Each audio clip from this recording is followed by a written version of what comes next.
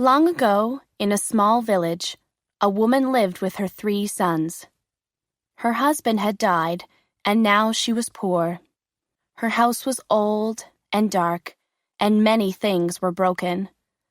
But the woman was brave. She was a weaver, and she worked hard every day. She wove beautiful brocades. Each brocade took 5 days to weave. She worked all week, and every Saturday she went to the market to sell her brocade. Then she bought rice, vegetables, and flour, and every Sunday she had a rest. One Saturday, the woman was at the market as usual, and she saw something. It was a picture of a house. A lovely white and gold house with a beautiful garden. An old man was trying to sell it. "How much is this picture?" she asked him. "How much have you got?" he replied. "All I have is 3 coins," said the woman. "Then that is all it costs," he smiled. The woman looked at the picture. She wanted it very much. She looked at it and thought for a long time. Then she said, "Here." And she dropped her last 3 coins into the old man's hand. "It's yours," he said. "Good luck, woman." "What a lovely house!" the woman's sons cried. "I want to live there," said the youngest. "So do we," said his 2 older brothers. "Copy it, mother," cried the youngest. "Weave a copy. Weave it into a brocade." So the woman began to work. The next day was Sunday, and she usually rested on Sundays. But this time she worked. She worked all day. It was not easy to copy the picture. "Stop for lunch," her son said. "I can't," she replied. "I must do this right. This is going to be my best brocade." The woman worked every day. She only slept for a few hours each night. She was so interested in her work, she could not stop. She thought about the picture all the time. She wanted to make her brocade as beautiful as the picture. "Mother," her sons cried, "stop! Have a rest! Let's go for a walk." "No, my dears," she said. "Go for a walk without me, and get some wood for the fire, please." The woman had no time to clean the house or cook the food, so her sons had to clean the house and cook the food. The youngest son was happy to help, but the other 2 became angry. "Hurry up and finish that brocade, mother," they said. "There is no more money. Soon there will be nothing to eat." "I'm busy," she said. "Go and chop some wood. Go and sell some wood at the market." The older brothers didn't like chopping wood. "It's too hot," they said. "I'll help you," said the youngest son, and he chopped wood all afternoon. The woman worked on and on, day after day, night after night. Sometimes it was too difficult. Sometimes she cried, and her tears fell onto the cloth. Then she wove the tears into a river. Sometimes her fingers bled. Then she wove the drops of red blood into blood-red flowers. Her eyes were tired. She wanted to close them, but she kept them open and worked on. Then one night, at last, it was ready. "Oh, Mother!" cried her 3 sons. "It's beautiful! It's so beautiful!" Then suddenly a wind came. It blew through the window and it lifted up the brocade. "Oh!" cried the woman. "My brocade! My work!" She tried to catch it.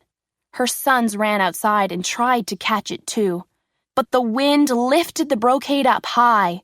It blew the brocade high into the sky, and then the wind blew it away. The woman became ill. She lay in bed for many days, and she could not speak. So the youngest son made her some soup. He spoke to her softly and she drank some.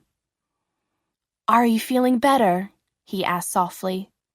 "Do you like the soup?" But all she said was, "Go to the mountains. Find my brocade and bring it back to me." The youngest son told his brothers, and the oldest son went off to find his mother's brocade.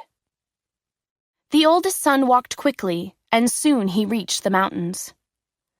Halfway up the mountain, he saw an old woman. She was sitting under a cherry tree. "Where are you going?" she asked. "I am looking for my mother's brocade," he said. "Oh," she said, "the brocade? The fairies have it. The fairies of Sun Mountain. They are copying it." "Well, my mother wants it back," said the oldest son. "Does she? Then listen," said the old woman. "Take this hammer, knock out your 2 front teeth. Give them to this stone horse. He will eat some cherries, and then you can get onto his back and ride him. You will have to ride through fire, and you will have to ride through ice." The oldest son looked at the hammer, and he was afraid. He did not want to knock out his 2 front teeth. He did not want to ride through fire. He did not want to ride through ice. And he did not believe her. "I can't," he said at last. The old woman was kind to him. "Okay," she said. "Go home then. Here, take this bag of coins for your mother. I know that she is poor." The oldest son took the bag of coins and thanked the old woman. But he did not go home. He went to a nearby town and spent all the money. The oldest son did not come home. His mother waited, but he did not return. So the middle son went to find the brocade. He walked quickly. Halfway up the mountain, he saw the same old woman sitting under the cherry tree. "Where are you going?" she asked him. "I am looking for my mother's brocade," he said. "Oh, the brocade," she said. "The fairies have it. The fairies of Sun Mountain. They are copying it." The middle son looked at the old woman. "Well, my mother wants to have it back," he said. "Then listen," said the old woman. "Take this hammer. Knock out your 2 front teeth. Give them to this stone horse. He will eat some cherries, and then you can get on his back and ride him. You will have to ride through fire, and you will have to ride through ice." The middle son looked at the hammer, and he was afraid. He did not want to knock out his 2 front teeth. He did not want to ride through fire. He did not want to ride through ice. And he did not believe her. "I can't," he said at last. Again, the old woman was kind. She gave him a bag of coins for his mother, and she told him to go home. The middle son took the bag of coins and thanked the old woman. But he did not go home. He went to a nearby town and spent all the money. His mother waited for him. She cried so much that her eyes were red. But he never came. "Don't cry, Mother," said the youngest son. "Please don't cry any more. I will go. I will get your beautiful brocade. Wait for me and believe in me, because I will bring it back home to you." The youngest son walked quickly, and soon he came to the mountains. Halfway up the mountain, the youngest son saw the same old woman sitting under the cherry tree. And beside her was the stone horse. "Where are you going?" she asked, as before. "I am looking for my mother's brocade," he said. "Oh, the brocade," she said. "The fairies have it. The fairies of Sun Mountain. They are copying it because it is so beautiful." "Well, my mother wants to have it back," said the youngest son, "and I have come to get it." "Then listen," said the old woman. "Take this hammer. Knock out your 2 front teeth. Give them to this stone horse. He will eat some of these cherries, and when he has eaten them, you will be able to get on his back and ride him. Be brave. You will have to ride through fire, and you will have to ride through ice." The youngest son looked at the hammer. He was afraid. He did not want to knock out his 2 front teeth. He did not want to ride through fire. He did not want to ride through ice. But he believed her. "Give me the hammer," he said, and he knocked out his 2 front teeth. The youngest son gave his 2 front teeth to the stone horse, and at once it was alive. The horse got bigger, and it reached up and ate some cherries from the tree. Then it was ready to go. The youngest son got onto the horse and rode away. He rode quickly, and soon he came to Fire Mountain.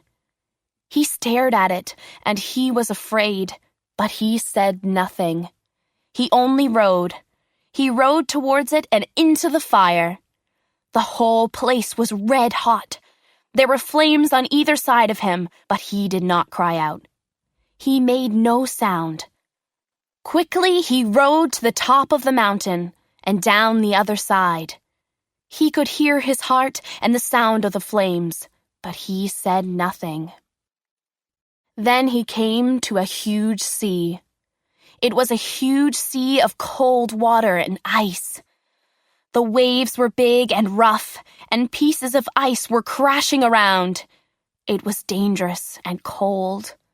He stared at it, and he was afraid, but he said nothing. He only rode towards it and through the crashing pieces of ice. The whole place was icy cold, and there was ice on either side of him, but he did not cry out. Quickly, he rode through it and out to the other side. He could hear his heart and the sound of the ice breaking, but he said nothing. The youngest son's clothes were wet. His hair was wet. Water dripped from his clothes and it dripped from his hair. He sat on the horse and looked in front of him. Ahead, in the soft golden light, he saw a lovely mountain. And at the top of the mountain, there was the crystal palace of the fairies of Sun Mountain. He stared at it for some time because it was so beautiful. Then he rode towards it. The door to the palace was open, so the youngest son walked into the main hall. Sunlight came through the crystal glass roof and through the big windows. The hall was huge and full of light. Sunlight fell through the glass windows and made little rainbows on the floor. The whole room was full of the most beautiful light. And the youngest son saw 100 fairies copying his mother's brocade. The youngest son walked to the front of the hall. The fairies all stopped working and looked up at him. "Good morning," he said.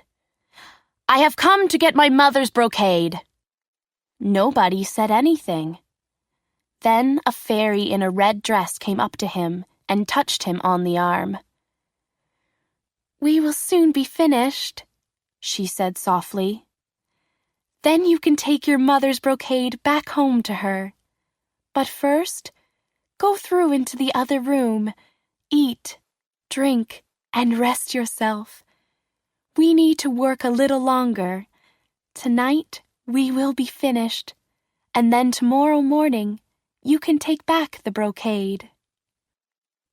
The youngest son was hungry and tired, so he thanked the fairy and went into the next room to eat and rest. There was food on the table and a place where he could sleep. Through the windows he could see the sky, and it was beautiful. He lay down and stared at it for several hours. The fairies worked all day and into the evening. Stars came out in the sky and shone through the crystal glass windows. At last, the youngest son's eyes closed, and he fell asleep. Night came. The 100 fairies finished their work. Now there were 100 copies of the brocade.